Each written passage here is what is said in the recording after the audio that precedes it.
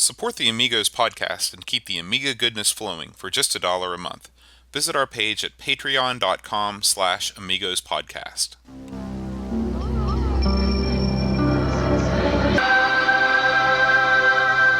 Amiga, the first personal computer that gives you a creative edge.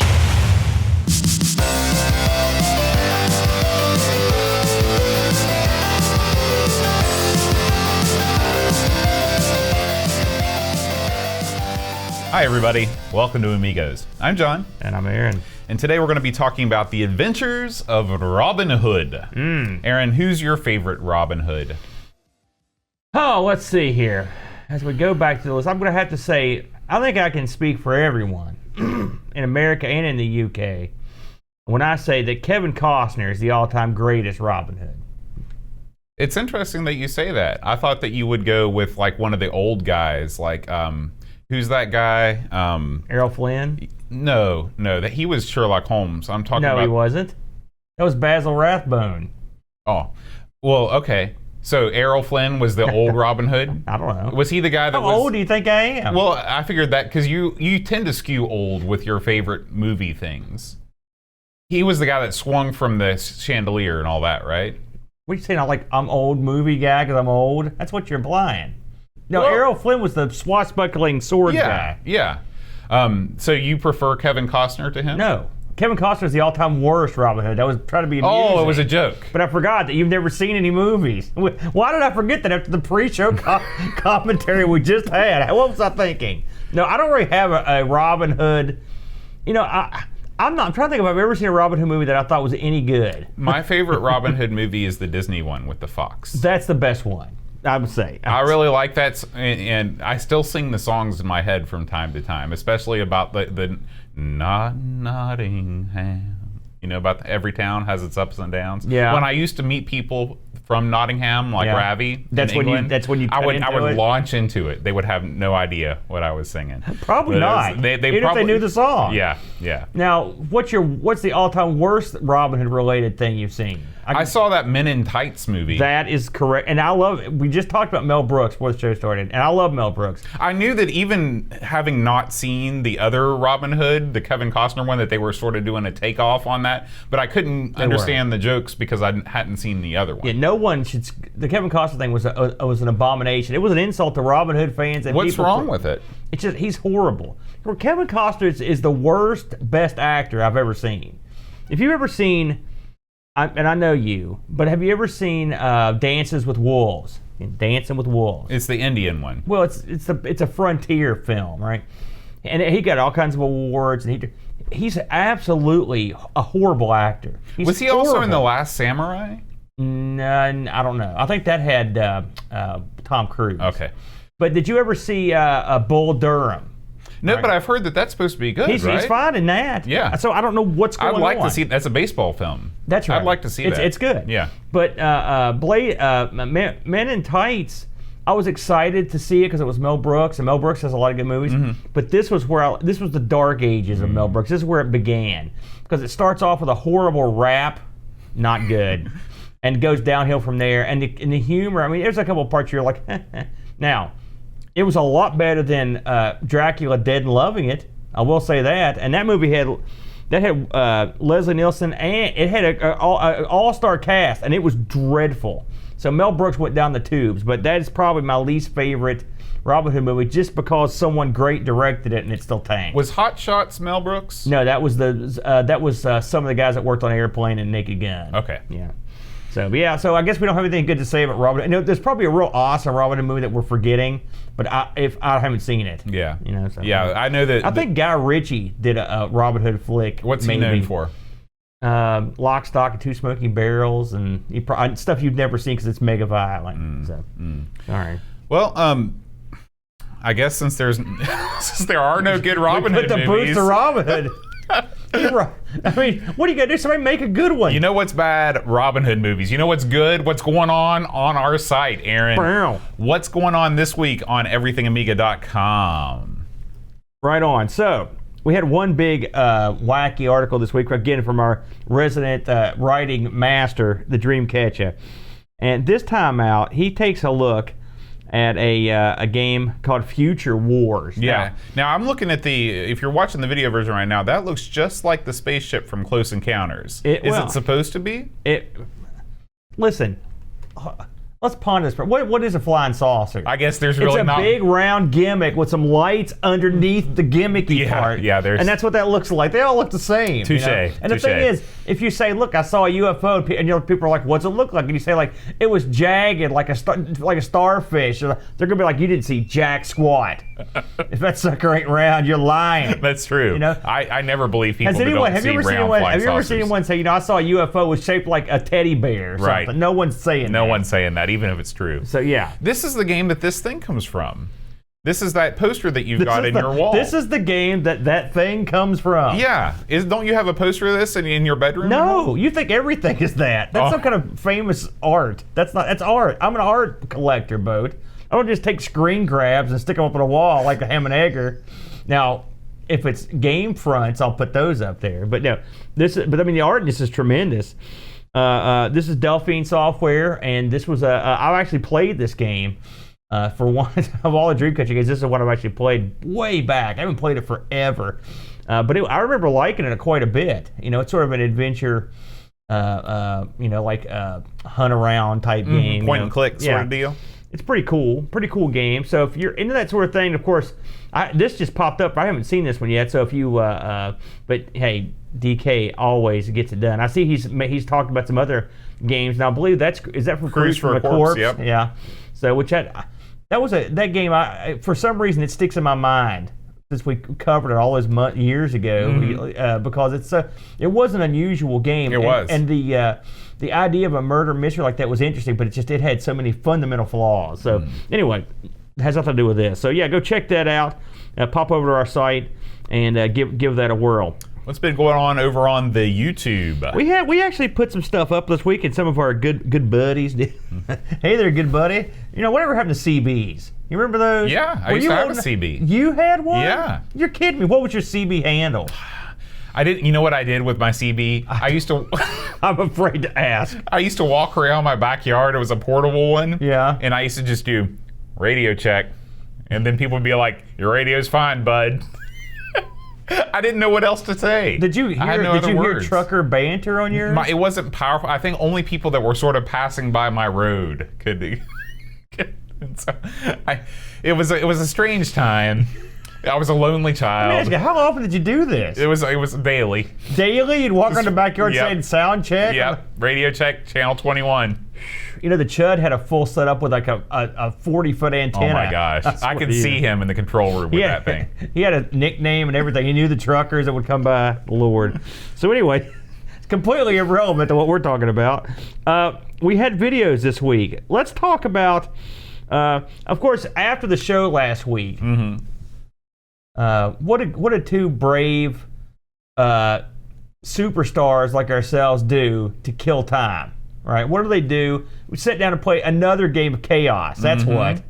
And by God, we played it. So if you want to watch us have another game, and we actually played 2 more games of Chaos. I think we played a short one and a long one. And if you're, I was just telling Bo before the show that tonight, after the show, I've got an 8-wizard Chaos Megathon schedule with my son. He's been waiting patiently all week to get this big one awesome. in. So he's the biggest fan of that game. Who'd have thunk it, right?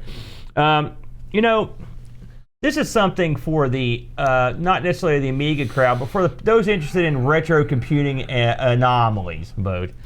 I came into possession of a wacky Atari peripheral. It was one of the very, very, very first cartridge copiers. It's very first. It's called, this was not a good name, by the way. I should have mentioned that. It's called The Pill. Yeah. Now, when you Google The Pill, you won't get anything about a cartridge copier. It's a much more controversial topic than I think they planned. True. But if you want to see not really a demonstration, but just me and Boat chatting about what it did and stuff, we put a video up on The Pill, and I've actually got this up on eBay right now, so we'll see how that goes. But it was interesting. I felt like since there was nothing else up there, we better put something up, Boat, so we did, which I thought was the right way to go. So let's talk about let's talk more about wacky darts, Boat. Again, this is just something that popped up on the channel. I've not got to see this yet. Now, have you actually seen this video yet? So I've played a couple games of darts you've played games. Wacky No, I've Darts. not played Wacky Darts, but I've played another game called 180, which is like this game but not wacky. So you have the same sort of throwing mechanism where your hand kind of just drifts along, in an unpredictable way. What was that Amiga dart game we played that had this exact same gimmick? Jockey Wilson. Jockey Wilson, man. God How bless could you that forget? man. Ah, Jockey. This game looks amazing. I'm really hoping that our Sinclair Game Selection Committee, Clive's Club, picks Wacky Darts for us to play in the future. The bartender has all of her clones. Yeah.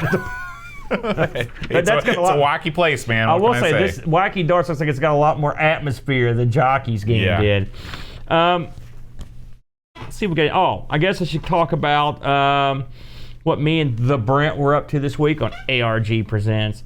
We took a spin on the TurboGrafx CD / PC Engine CD / Turbo Duo.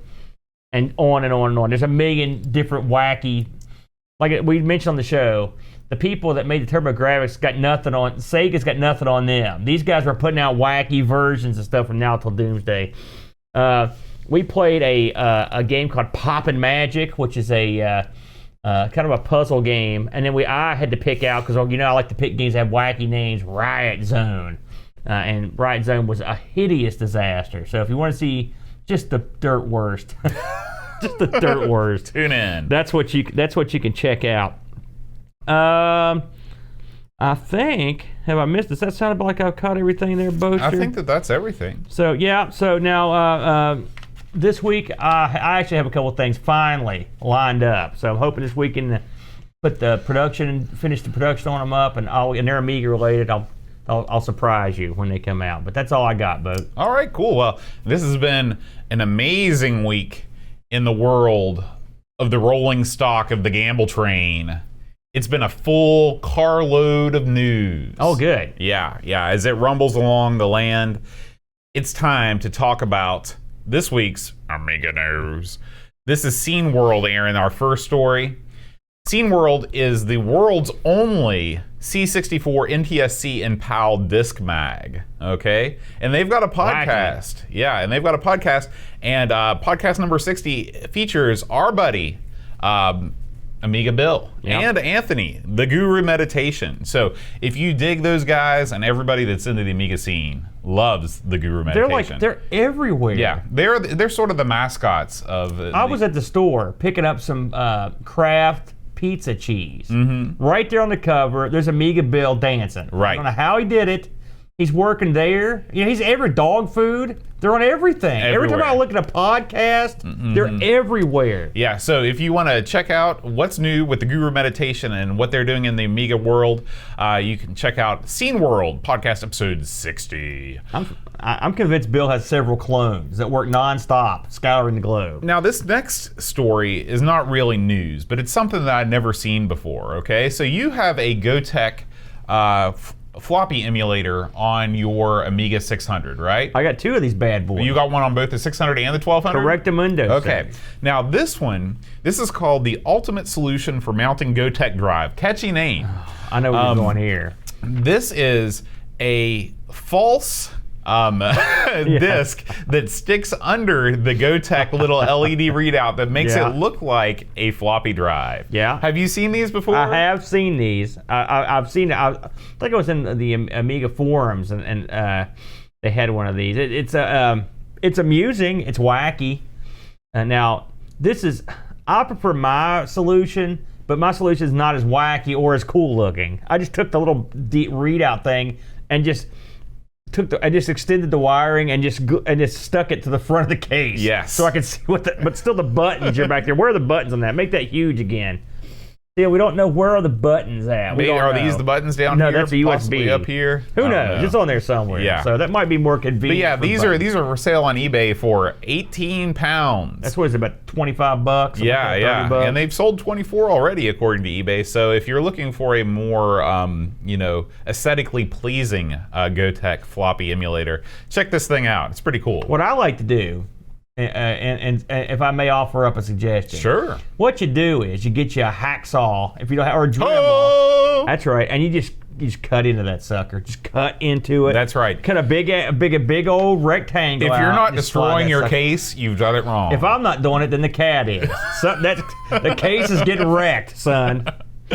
All right, now, Aaron, this next story is going to be of particular interest to you because you are a fan of It Came from the Desert. Yeah, sure. Some guy is making a new version of It Came from the Desert. Okay? Oh, okay, yeah. And this is a fully 3D realized world. You're kidding. You're So kidding this me. is created in, I don't know if it's Unity or if it's something else, but look. That's The Office. It's The Office. Does it have anything with the ants? That's what I want to see. This, I don't think that they've gotten to the ants yet, Yeah. but check this out. I mean, isn't that cool that they've recreated the game? Obviously, they're still working on the character models. Remember, now I wonder if they're going to do anything to actually enhance the game. Because remember when we played this, we said this multiple times during our play. It's like, man, if someone got in there and really changed it up and you've got CD technology that had more Right. It's the same thing I always say. If CinemaWare had actually made a game, it would have been great. There it is. Oh, there it is, yes. Ant shooting. That's Hey, what I want to say. real-time follow-up. There's a new... there's a new devlog, ant shooting minigame. So this. Oh yeah. Oh man, that looks great. Man, This is they like got the antenna. Yeah. There it is. They kill it. Yeah. I wonder if that happens in real life if you clip the antennas off of. They just fall over like that. You think? That's how I do it. Is that the way you do it? Yeah. You're the kind of kid that got the magnifying glass out, aren't you? Went after the I'm anthill. never cruel to animals. All right, let's move on to Commodore and Amiga magazine. This is K&A Plus. Aaron, we've talked about this magazine before. Commodore. This is straight out of Poland. In Poland, the Commodore was called the Commodore with a K, and that's why this magazine was called K&A Plus. So it's not Commodore. I wondered. Well, it could Like be the dragon. Yeah, Komodo. Maybe that was a factor. It's a pretty good name. It Komodo, is. except for the commode. This is aspect. probably the best quality. We have tons of people that send us issues of various magazines, print magazines for the Amiga. I love it. I'd have to say that K&A is the most professionally produced. The thickness of the paper is unlike any other magazine. I mean, it's just such a high quality thing. And these things are super, super cheap. It's less than $10 for one of these magazines.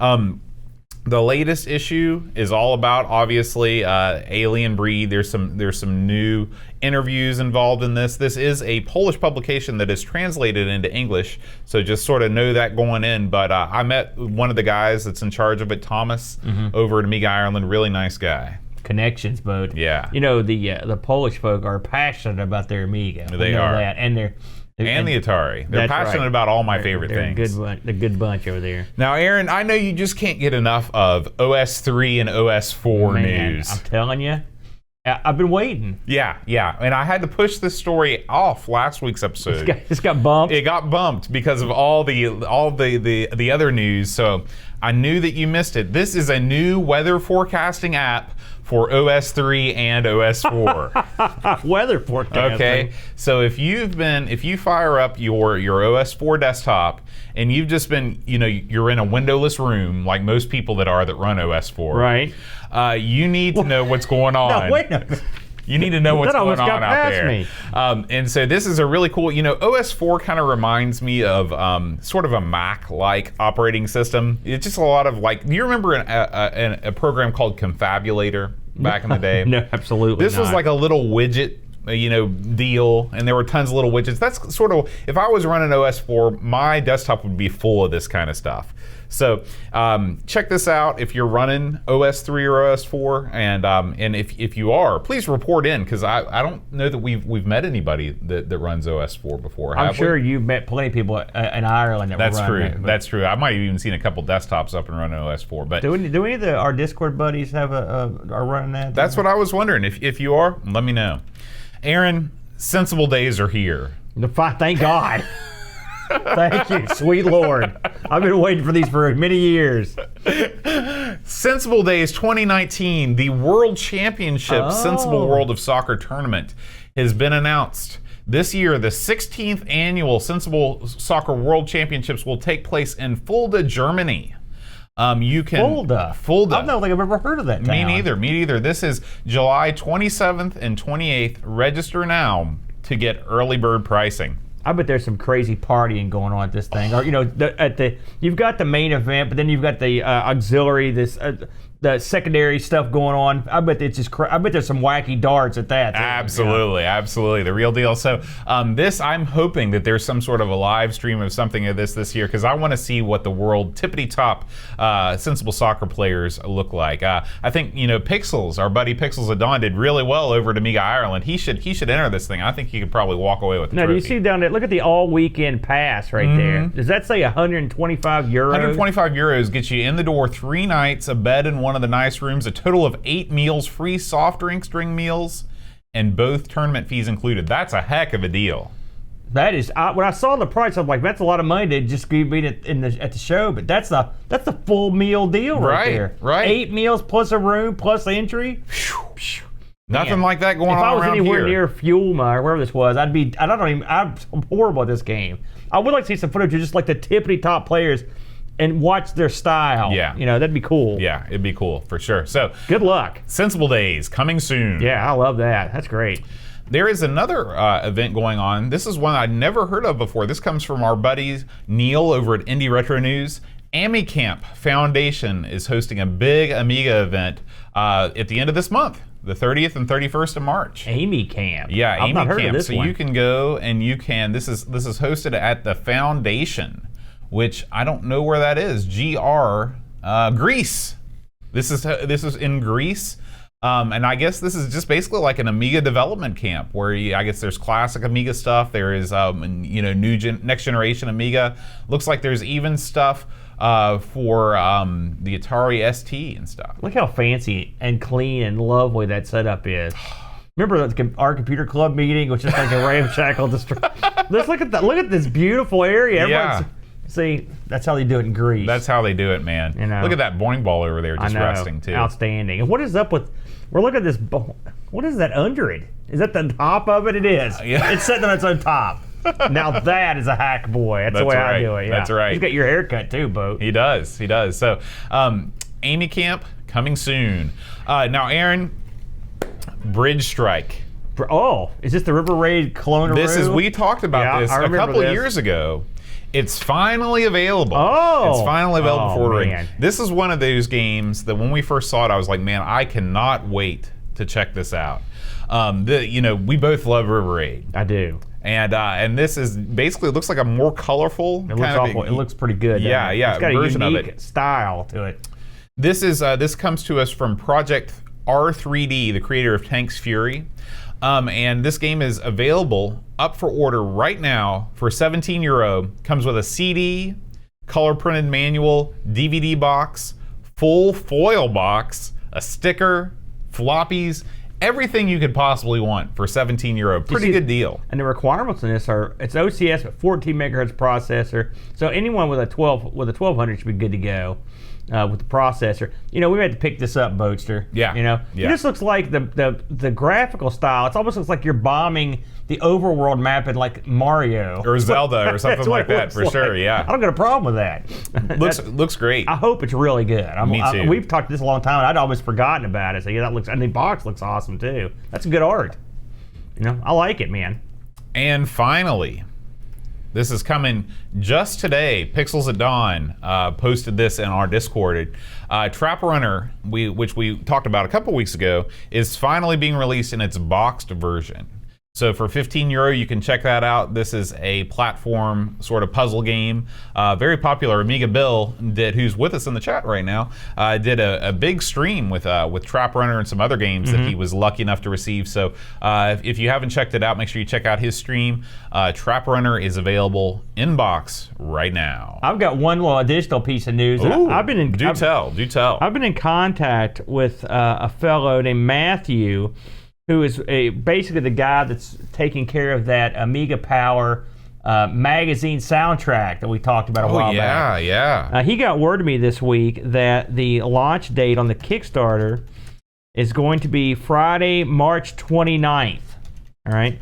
Now, first of all, this guy's a super nice guy. I've been talking to him. He's a real. Is it Amiga Power? Is that? Yeah, Amiga Power. Yeah, that's it. Yeah. I was trying to look it up real quick. I was unable to. It's got a bunch.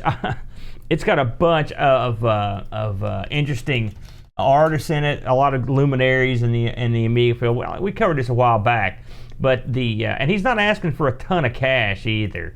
So I mean, it looks like a good tight Kickstarter. I think it's going to easily get funded if you want the truth. I don't think they're going to have any problems. But give this guy your support. The gimmick on this thing is because I looked over the Kickstarter video that is up here to get it fired up. Mm-hmm. And the one thing I wondered, and me and Bo actually talked to this, and we talked about this the first time, was what's the connection between a magazine and a soundtrack? I was like, that's weird, And of course, neither one of us are super familiar with Amiga Power. I mean, I used to get it back in the day occasionally, but that kind of stuff, you'd see it once in a blue moon in the States. What he did was he got together with a bunch of the people that worked at Amiga Power, and they helped select the tunes that are in it. There's also a booklet that's going to be involved that they worked on. I mean, it looks nice. I mean, it looks like a sharp collection of tunes and the literature that comes along with it. So I think it's going to be an awesome Kickstarter event. And I think I looked at some of the stuff he's giving away as to motivate people to put in the money. It looks good. Awesome. And so we'll cover this one the day it comes out. But I was just a heads up, early warning that March 29th that Kickstarter will be kicking off. Yeah. So that's great. All right, Aaron, it's time to travel to Sherwood Forest. And explore the adventures of Robin Hood. Okie dokie. So, Robin Hood. I'd never heard of this one. It's another one I never heard of this game. Never heard of this before in my life. And so what I thought it was when they first picked it. I knew that there had been this kind of wacky sequel to Defender of the Crown, and I was like, man, maybe that's what this is. And but I didn't know. But I've never even heard of that. Well, it's wacky. This is not what this is. So. The Adventures of Robin Hood. Now, this came out in '91. It shipped on just one disc, which is actually rather surprising. And the publisher of this was Millennium. All right, Millennium. Now, nice, beautiful. I do all kinds of Robbie Williams. That's not good. That's not. I don't know who that is. So there you go. Now, this is an interesting game in that it came over. As far as I could tell, this came over from the PC to the Amiga. The original coder on the PC was Steve Grand. The guy that helped bring this over was a guy named Alan McCarthy. I looked at the PC version as well. And I'll get to that in a minute. So it's one disc. It works on any of the Amigas, and the way this game would be summarized would be an isometric adventure game. I don't think I've ever played a game that's like this. Can you think? I mean, now this looks like something that would come right off the Spectrum to me. They've got a lot of those isometric. Oh, okay, the viewpoint. Yeah, that's right. Yeah. I don't mean graphically, but I mean the way it's set up. Mm-hmm. This also, as I mentioned, got ported over to the Atari ST, and of course it had a DOS port. So let's try to describe this game. If you've ever played Populous, which is the first game that came to mind. Populous, where you play on that storybook, and it's got that side isometric view. Yeah. This game, if you picture just the actual play field without the book, and then in the background put some trees, for example, just like background, you would have what this game looks like. The characters in it are sort of like Cincy soccer guys or cannon fodder guys. They're real tiny guys that live on this little square of land. Now, unlike these other games, well, I mean, I guess sort of like it, but the whole square scrolls along. I mean, basically, help me out here, Bud. How would you explain how this moves? Yeah, it's very unusual. As you move to one of the sides of the square, the scenery sort of moves with you. Yeah. And the screen, it's not like a flip scrolling thing where you get to the edge and then all of a sudden it redraws itself. It scrolls along as you walk. Yeah, it's very unusual. I don't think I've ever seen any game like it. I'm assuming there are some on the Spectrum that would do this, but I've never seen them. You mean on the Amiga? No, I mean on the Spectrum. This game reminds me of something that I would expect to see in a Spectrum game. I've never seen this on the Amiga or anything else. So what's the gimmick in this game? Well, you play Robin Hood. The game starts off with Robin. He's in his castle and he says, he basically says, I'm bored. So where's my bard or whatever? Let's go outside. We're gonna have a dance.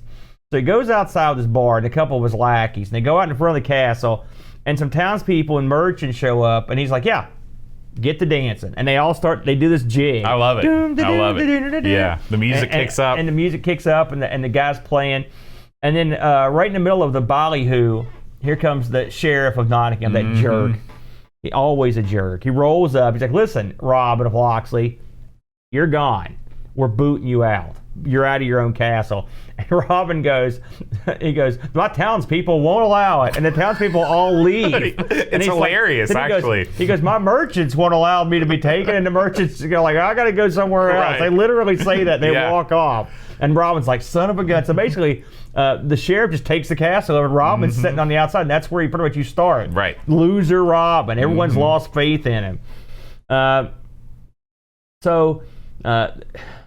This game is unusual in a bunch of ways. And one of the ways it's unusual is, ultimately, your task should be to regain your castle, okay, and vanquish the evil sheriff. But you don't have to. You really don't have to do anything. You can literally do nothing. And eventually Robin will just do stuff. Yeah. He don't have to even control it. Right. In fact, if I read the docs after you screamed at me for not reading them, and I did need to read them.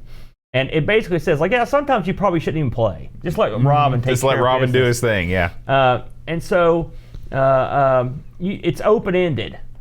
This is a strange twist. Do you recall any of the games that were, pretty unusual? On this platform, Yeah. I don't think I've ever played anything like this. Yeah, it's real unusual. So the way you play this game, of course, I guess we would call it there's a couple ways you can move Robin around. You can click to where you want him to go. There's also arrows that stick, and he just goes there. Most of the time it works pretty well unless something gets in your way. I usually just click on where I want him to go. As Boat said, the screen will sort of scroll along with you. But you're always in that isometric block. So the block never turns. It's just you're always in the same view. You can interact with the environment. You've got buttons on the side of the screen that basically you can use to interact or get information. So you've got on the left-hand side of the screen, you've got a bow that's up there. You can use it to shoot people with your bow, right, or just shoot your bow. You've got a sword. You use it to sword people. You've got an eye. You can eye people. It's the old evil eye. You can basically it makes it so you can see. Basically, it's supposed to be so you can see through Robin, or that's the gimmick. The heart. That basically I don't know what's this, but I usually just make it so I can run. Hit click it so you can run. And you've got lips, so you can speak to people. You've got an open hand. You've got a closed hand. It's basically give and get type stuff. And then other icons will appear as you get items. As you get stuff. Right. And then right in the middle of the icons is a bar. And that bar is sort of like your popularity or it sets up the win condition for the game. Yeah. At the beginning of it's right your level of heroism. That's right. It's in the toilet at the beginning of the game. Now, what do you do in the game? Well, you interact with people. You explore. You can talk to people. You can occasionally you'll come across a critter you can mess around with. So when you loaded this up the first time, how did you go about it? I'd be interested to hear if you did something I did. Well, when I first started playing this, I didn't know what to do because, of course, I'm sort of similar to you in that when I first start a game, the first move I make is not to read the manual. I was going to ask. That was my first question. Did you read the book? Yeah, the first move I make is to just start clicking around on stuff. And so the first thing I noticed was this is like a living, breathing world. Like people are walking around doing stuff. If you don't do anything, stuff continues to happen. Really bizarre and cool. So I walked around. I talked to people. I stumbled upon the old hermit that gave me the crystal ball. That's the first. Yes. And it wasn't until much later that I clicked on the crystal ball and discovered that it was the overworld map, which was tremendously useful. Yeah, I clicked on it right away, and that helped a bunch because this world you really see such a small chunk of the map. Right. The map's pretty large, but it makes it hard to navigate, doesn't it? Did you have that problem? It gives you points of reference, so Yes. you know how many. Then I gave some money to a woman, and she was like, "Thank you, Robin." And then my thing shot up, my heroism meter, and that was cool. Then I started killing people just wantonly with the bow, and I got hung and I died. Yes. Yes. So that was how I started out playing this game. The first thing I did was the very, very first thing I did was I went back in the castle and then got smacked around. And then I tried to kill a guard and I got hung as well. And one thing we should mention is in certain scenes in this game, you will see like someone that had painted like a D paint or something picture of what's going on. Now I looked. All the ones I saw, and I also watched the playthrough. So I got as far as I could, and then I watched the playthrough. There's you see one at your death. You see when someone's been hung, you can see it. There's a picture. If you're set, there's a scene where you set by the fire, or you can if you want, and it has like a kind of an atmospheric picture, which is nice. Then I know there's one when you win, and one at the end where you kiss the girl. Those are the ones I saw. There could be more. So that was a nice touch. I mean, I would like to see more of that, but it was still pretty cool. It gives a little bit of atmosphere. The overhead map, you got to have it, otherwise you're boned. So I will admit, after I got killed a couple times, I looked at some of the comments on Lemon, and someone mentioned that you should go up to the upper left immediately to meet the priest that will give you the thing that lets you see the overhead map. Otherwise, you're screwed. I mean, I couldn't have. That helped a lot because I was not enjoying the game at that point. I was confused a lot. There's a dragon in this game. The dragon can kill you. Yeah. You can also help the dragon. You can retrieve a thorn from its paw. You can. It teaches you how to breathe fire. What you need at the end of the game to kill the sheriff. I guess you don't need it, but you can use it if you want to. You can also use it to kill the dragon. You can turn its own weapons against it. I'm thinking about that. So, did you do that? No, but I saw it in the playthrough. Okay. What a jerk. There are seasons in this game. It's like freaking Animal Crossing. Well, you can.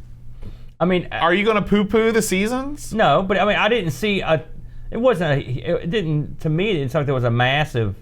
You didn't watch the playthrough. I didn't. So when the seasons change, the ground is covered with snow. Yes, I hated that. I mean, like the whole environment changes. Well, I mean, but I didn't see it. It didn't really affect. I couldn't see any way it affected the game. Or maybe. Well, are you going to go out like Christmas caroling at wintertime with Robin? I mean, you're asking a lot here, man. I'm just saying. It was a cute little gimmick, and also I will say with the snow, I hated. Because it made everything much harder to see. That's true. You can't deny that. That's true. So it was a cute idea. Listen, I'm not poo-pooing the seasons. I'm just saying I didn't like the snow. And when the seasons change, there's another little cut scene, another little depaint type of thing. And the funny thing is the seasons can change right when in the middle of something happening. Right. And so it's like, bam, spring is here, and you're in the middle of a battle or you're running from something. It's just like everything keeps right on going. Yeah. This game incorporates all of the folk that you know from the Robin Hood universe, in addition to the Sheriff of Nottingham and the general mass of merry men that you assemble. There is Little John, Will Scarlet, Friar Tuck, right, Maid Marian. Yeah. So they're all here. This game reminds me of another game that I played much later on the PC, probably 10 years after this came out, maybe not quite 10 years, called Gangsters. Have you ever heard of this game before? No. So this game, you control basically a group of mafioso in this same kind of isometric world. Really? Yeah, it's a crazy game. I remember looking at it at Babbage's just for like a year before I bought it, just thinking, man, this looks so cool. It's kind of like a theme park of skullduggery, where you can you shake people down, you build your empire. Why would you go to this theme park? I want to get fleeced today. But that was what I thought of mostly when I played. But I even think this game, even more than that, has more stuff that kind of happens just procedural is the wrong word, but that happens without you having to do anything. Because, people they mill around, they do stuff. Occasionally you'll get like one thing this game does, I guess, it's already, it doesn't move along the script, but it makes sense. Occasionally, like you'll hear some trumpets, and there'll be an announcement at the castle, and you go back, and it'll be the jerk sheriff coming out to tell you what new jerk thing he did. Like sometimes, like I remember one, he's like, yeah, no one can hunt but me and the king. That was one. He'll raise your taxes is another one. He's a jerk. Right. Anyone that likes Robin Hood, dead. His friend's dead. His family dead. Right. Usually I took those opportunities to shoot the sheriff after he delivered those proclamations. I got hung a lot in this game. I will say, Robin is a much better archer than he is a swordsman. That's very true. If you try to go toe-to-toe with anybody sword-wise, you generally lose. You know, and there is an archery range in this game. Yeah. There's a target, and according to the instructions, practicing archery will improve your skill. I don't know how that works, but that's what the instructions Well, you know, said. there's a screen, the screen you go to where it's got all your save and load and stuff. I guess you do have statistics there. Yeah. So I know it's funny when there's one scene I went on. There's a long bridge, and you come to this bridge, and a dude won't let you go across it, and you sword fight him, and he beats a tar out of you with his sword. Do you know who that guy becomes? Yeah, it was Little John, and so you end up recruiting him. Yeah. But it's funny how inept Robin Hood is in some parts of this game, because I mean, basically he gives his I I always thought he was sort of taking a dive there to improve Little John's ego so he can more easily recruit him. Now, what did you think of that? I mean, we've talked about the engine of this game. What did you think of the graphics and sound in this thing? I thought the graphics were fine. You know, I thought a lot about how you could possibly make the graphics more detailed while staying within the confines of what the Amiga could do. And I don't know that you could really make the graphics better, but the animation is really the Achilles heel of this game. Everything is so, and it's funny because Lobsterminator just mentioned this in the chat. It's so jerky and choppy. And again, I don't know how. Maybe it was just really difficult to animate small. I don't know, because when you look at lemmings are like 5 sprites tall and they're awesomely animated. I'll look at something like let me tell you, I'm trying to think of a good example. What was that cyberpunk game that we played? Chaos Syndicate. Engine? Syndicate, yeah. Syndicate does sort of like what this does, and except about 1,000,000 times better graphically and sound-wise. My guess is this, and I mentioned earlier that I had given this a shot on the DOS. You know, I've got my little MS-DOS program I've built up, and so I added this to it to try it out. And if this did come directly from the VGA version of the PC, I would not be surprised, because with the exception of the sound, I'm talking sound effects, it's pretty similar to it, and I think the Amiga probably could have done way more than this. So something tells me that this was ported almost entirely just as an easy drop. That'd be my guess. The PC version, as far as I could tell, only supported ad-lib sound, so it's that sort of real synthy, stuff. So the Amiga and the sound, and I should mention that the sound on this. The musician on this was Richard Joseph. Well, of course, he's done a bunch of stuff, including he did the Cincy games, James Pond's, a bunch of stuff. So, I mean, the tune stuff are okay, but the Amiga could put out better music than this had. Better quality of music. The sound effects were okay. It was nothing I could have done with a little bit more music. You definitely don't want to have one of these things where the same tune loops forever and ever and ever, but having periods of silence and then maybe having something fade in, sort of like Elite 2 or other games where the music kind of goes in and out, would help a lot. The game is very tongue-in-cheek. There's a lot of comedy in it. Yeah. Which is good. It reminded me a little, the comedy sort of reminded me of Monkey Island a little bit, that kind of zany comedy. It's one thing that got old was trying to get from one place to another. Yeah, let's talk a little bit about that. I thought that the biggest issues I had playing the game had to do with targeting. I found it hard to select things. And what would have helped a lot is if they would have just made this a true 16 by 16 grid, overlaid a 16 by 16 grid over top of this, and let you, whenever you'd go to point on something, just select that part of the grid and see the little square. That way you could see where you were. From what I read, and in me playing it, again, I didn't do great, but I got some merry man at it. Okay, targeting, you just basically what you try to do is shoot in Robin, like basically straight ahead of Robin. Easier said than done. Yes. And you're right. I could have used something.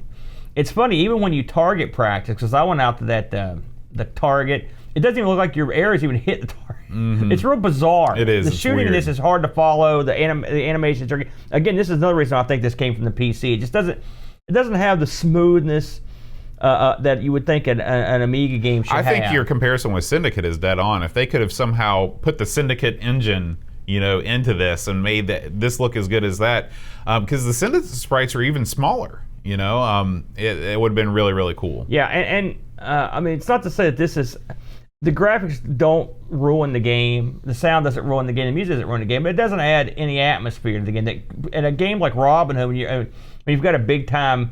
I mean, when you think Robin Hood, there's certain things that come into your head. And I think when you're talking about the seas and stuff, I think some of the stuff they added was strictly to augment the lack of environmental feeling, and which I like. I mean, at least they made an effort. Yes, there are seasons. Robin Hood has to rest occasionally. Like I said, the thing with the fire is fun.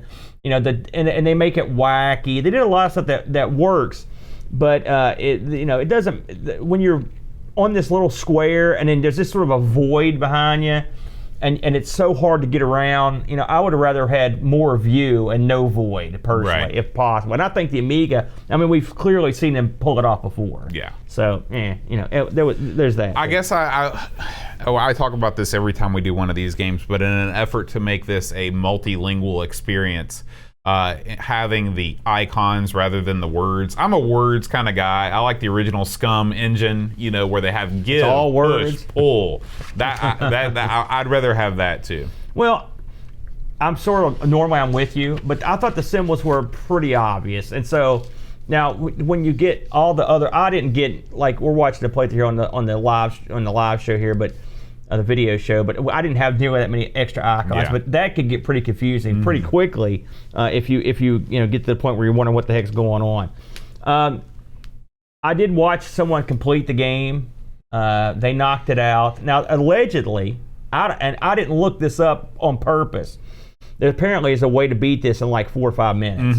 All right, did you look into this? Yeah. So basically, what happens is at the very beginning, you can hide somewhere on the castle grounds where the guards can't see you, or maybe you're even in the castle. And basically, what you do is you emerge from that hiding spot just long enough to shoot one of the sheriff's guards, and then you immediately go back to your hiding spot while they go, and then when they calm down, shoot another one in the back, and then finally you shoot the sheriff. By that time, your heroism meter has gone through the roof, and you beat the game. Well, so there's that. But the game, I watched the fellow go through it, and it's funny. He was going basically down the same path I did often when I got in trouble. Would be doing something stupid like I'm going to go fight a guard, and especially I would kick myself. I'd get partial way through the game. I actually tried this out I played this on the actual Amiga this week. And so there was no save states rolled there, and so I was just out there, and so inevitably I would get myself killed. Now you can save the game. Yeah, I saved my game because before I read the docs, I thought that there was no way to skip that opening cutscene. Yeah, I read that too. And hit pause and skip it. Yeah. And you're only going to want to watch it once. Right. Yeah, but I mean. I think it was a pretty interesting game. Like I said, it's in a weird way. I mean, it's got side quests and that you can go get this for me, that kind of stuff. But I mean, I know you could probably the guy I watched leisurely beat it in about an hour and 10 minutes or something like that. So I wonder how long you could sit down until you squeezed every drop of juice out of the orange here. But it's certainly unique. It's funny. It was such a goofy game that I liked, and even the engine is sort of, it's an interesting engine. Clunky but charming. Well, yeah, I mean, you're right. And I was reading about the engine on this. They ended up using the engine again on another game. I'm trying to remember. Oh, it's called Rome AD 92 Pathway to Power. Rome AD 92. Yeah, man. No boat. No. So and that game I haven't played. So maybe that will pop up one of these days. So apparently they like the engine. So but overall, it was a fun diversion. It wasn't super deep. It wasn't super. I mean, me. This is somewhere nearing things that I don't like, but I kind of liked it. But what can I tell you? It's rapidly approaching things I don't like, but not yet arrived. Now, what do you think? What do you think the magazines thought here? You want to take a guess before I rattle off these? I'd say that this probably got in the C range. Just well, let's see what so I've got a slew of scores here. Amiga Action, and of course some of these magazines I'll review things 30 times, so I'm just going to go with one. They gave it an 83. Amiga Computing Christmas Edition, 91%. Amiga Force, which is what I feel like we are, 89. Amiga Format gave it an 80. Amiga Power 79. A CU Amiga 86. You see a trend here. So really up in the B range. And Lemon 7.7. So pretty much what you said. In the C plus B range. I think that this is better than I would say this is a high B. I would rate this personally a high B. I wouldn't go there. I would say this would be I would say C plus B. That's where I'd go.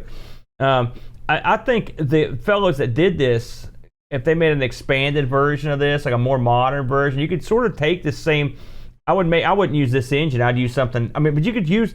There's nothing. I'm not killing the isometric aspect. It actually is okay, but I wouldn't just keep one little block. I would have it more like Syndicate, where it's like a bigger, the whole screen, bigger area, and I would probably have the overhead map be their standard. I don't think I'd make you go earn that because that's too much to ask. But yeah, overall, I give it a thumbs up. Did you look on eBay to see? I did. This is a international game of renown boat, as these prices and lands will dictate. So in France, $22, take it to the house. In the UK, $40 takes it to the house. And in Germany, one was sold recently for $32, and Australia had it for $18. Is that also taking it to the house? All those US prices, every one of these taken to the house. Okay, just making every sure. single one.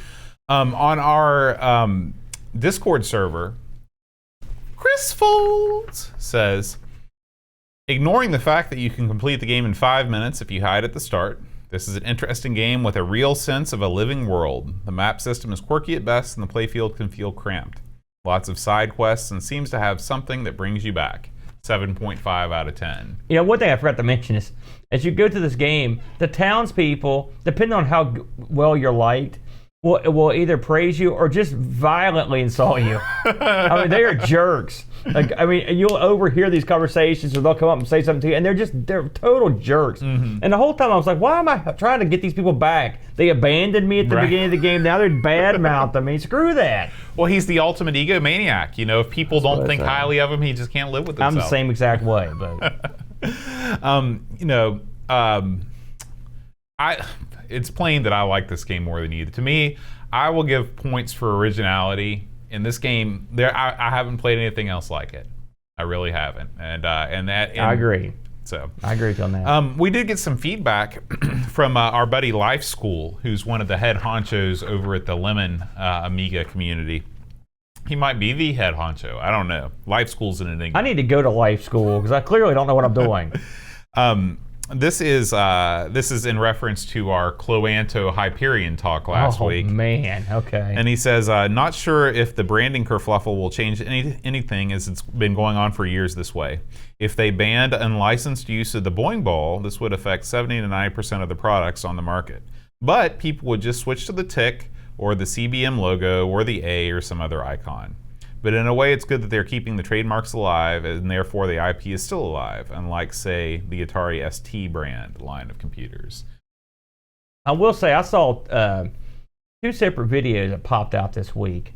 One, in fact, he's in here, 10-minute Amiga Retrocast, put out a very interesting video on the situation. And then another fellow, gosh, I don't remember his name, but not only did he chime in, but he's actually going to interview the fellow you met over in Ireland, right. Michael. It's killing me. Do you remember that guy's last name right off the top of your head?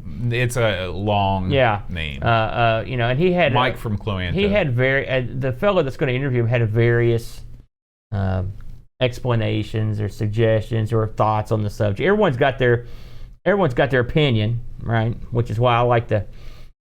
Not really. I don't want to chime in. Stephen Jones is his name. Thank you, Amiga Bill. I didn't want to chime in on it because I don't feel like, listen, neither one of us are fully up to speed on this. I'm not sure who is. There's got to be somebody out there, but I don't know who he is. So everyone's taking sides. I'm not going to do it, because, we're just going to see how it plays out. I would like to see him. I'm just tired of hearing about it, to be completely honest with you. And sadly, stupidly, I keep watching the crap. Although the various opinions are good, and it's worth watching. But I hope it gets ironed out. Well, Aaron, before we take it to the house, you like that, don't you? I do. I like it almost as much as it's my jam. So I want to talk a little bit about Patreon and the fine folks that support the show. We got a new Patreon Amigos fan this week. Oh, beautiful. Pixel Vixen. Oh! In the chat with us right now. I know of her. You know her. You met her. If you listen to this podcast every week and you want to support it, we'd love to have your support over on Patreon. You get tons of awesome stuff, including access to our Discord server. You can affect the show by choosing the games. You can join the Amigos Game Selection Committee and meet to decide what game we play every week.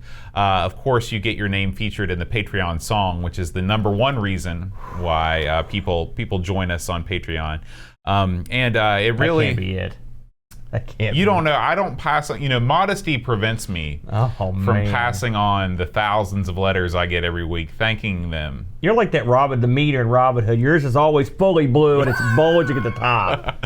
So full of confidence. And so, patreon.com/Amigos podcast. If you want to throw us $1 or $2 a month, we'd sincerely appreciate There's that. a new level that if you give us $500 a month, we'll come to your house and clean your litter box bi-monthly. That's the new one. Is that the new one? Can you imagine somebody send $500 out to fly? What is that? What is that level called? The Amigos cleaning crew. That's right. I'm not quick enough to come up with a good line. Give me 2 weeks, I'll come up with something. Well, I'll give you 1 week. I won't. I'll give you 1 second to tell me what the Patreon song challenge was last week. Safety dance. No. It was your boy, Meatloaf, Aaron. I would do anything for love. That was an abomination. It had no semblance of any resemblance to that song. I covered the whole range of emotions with that performance. Me too.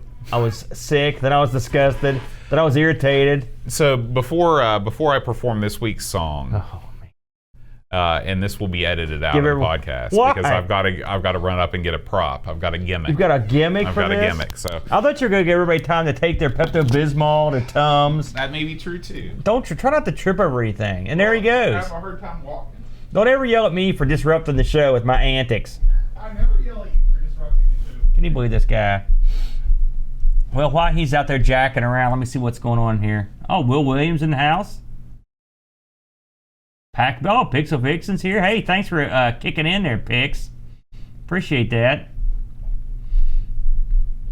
Hendrick. All our favorites. The other Pix.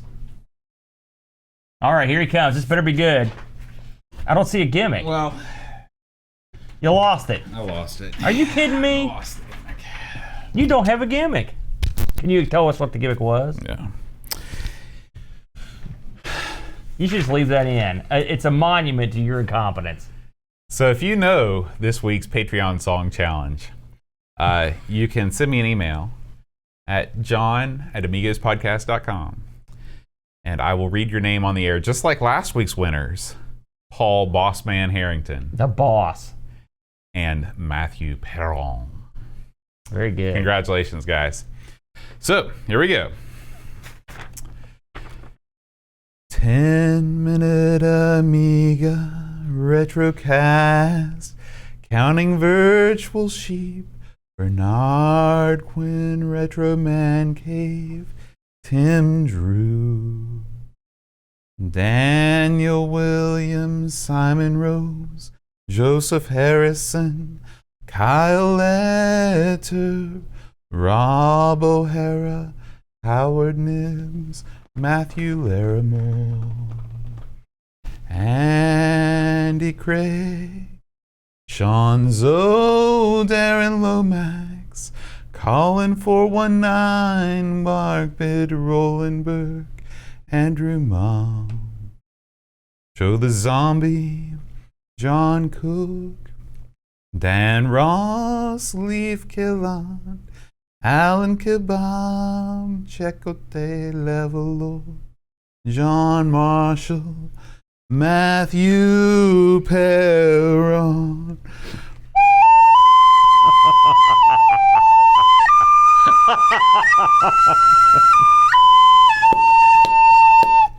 Ricky DeRocha, creepy dead boy figure CTZ, the slow Norris, Stafford Sorgard Mortensen, Edvin Helen, Blindo 75, Christopher Hassel, Ravi Abbott, Chris Folds, Dreamcatcher, Lauren Giroux, Graham Vebke,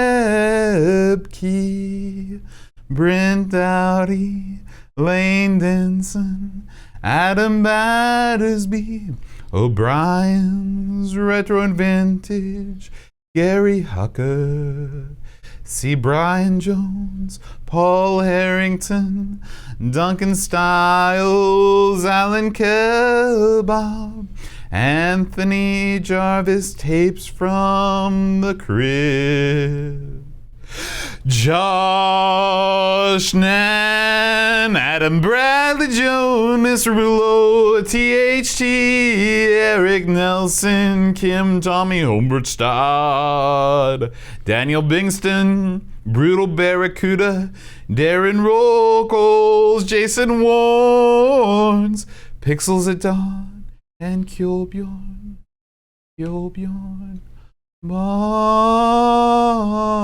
Barman. That was beautiful, man. I think I'd rather go down with. Well, never mind.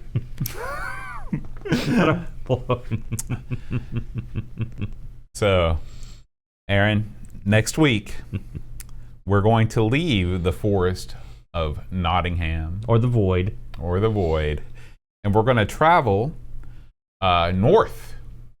We're going to travel north to Scotland because we're going to play Lynx. Oh, Lynx, the Challenge of Golf. Gosh. Did you know that was the subtitle? I did The not. Challenge of Golf. how long since we played a golf game? It's been forever. It's been hasn't it? forever. So I'm really Awesome. looking forward to that. It's going to be a great show. I'd like to thank everybody watching live here in the YouTube chat. We And record this apologize show. to those people as well. We record it every Friday around 5 or 5:30ish. We kind of go back and forth whether we do our Sinclair or Amigos first. I'd like to thank Pixels at Dawn for being here. Pixel Vixen, both pixels unite. The Guru Meditation, Both pixels. Amiga Bill, Henrik Anderson, Will Williams, Jason Warnes, Duncan Stiles, the Necro Nom, Gary Hucker, Ricky DeRocher, 10-minute Amiga Retrocast, Retro Tech and Toys, Graham Vebke, Free Lunch. We had quite the crowd. Man, we Glob had a- Exterminator X is here. Big crowd today. Yeah. Remember when we did this? We like 2-3 people would show up. Yeah, that's most of the time. No, it's every week. It's like, man, it's like a ton of people. It's crazy. Well, it's a good time, man. You can hang out in the chat. There's always a party going on in there. Grab yourself a beverage. Settle in. It's Friday night. What else are you going to do? All right, Sleep, guys. that's for suckers. All right, guys. We will see you next Friday night or next time you listen. Thanks as always. And until next week, adios.